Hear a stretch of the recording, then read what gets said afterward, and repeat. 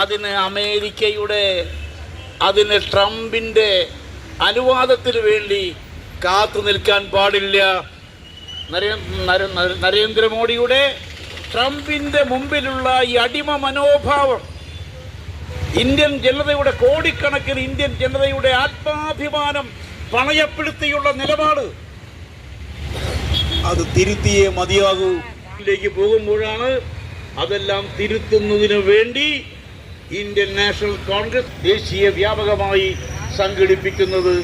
അതിൻ്റെ ഭാഗമായിട്ടാണ് ഈ പ്രതിഷേധം, ഈ പൊതുസമ്മേളനം. അതുകൊണ്ട് നരേന്ദ്രമോദി തെറ്റു തിരുത്തണം, തെറ്റായി വിദേശ നയം തിരുത്തണം. അമേരിക്കൻ പ്രസിഡന്റ് ട്രംപിന്റെ മുന്നിലുള്ള അടിമ മനോഭാവം അവസാന രാജ്യത്ത് എവിടെ നിന്നായാലും ലഭ്യമാകുന്ന രീതിയിൽ റഷ്യയിൽ നിന്ന് ആണെങ്കിൽ റഷ്യയിൽ നിന്ന് ലഭ്യമാകുന്ന ഇന്ധനം അതുപോലെ തന്നെ മറ്റെല്ലാ സംവിധാനങ്ങളും എത്തിച്ചുകൊണ്ട് മുന്നോട്ട് കൊണ്ടുപോകാനും നരേന്ദ്രമോദി ഗവൺമെന്റ് ഇന്ത്യയുടെ അഭിമാനം പിടിച്ചുകൊണ്ട് മുൻകാലങ്ങളിൽ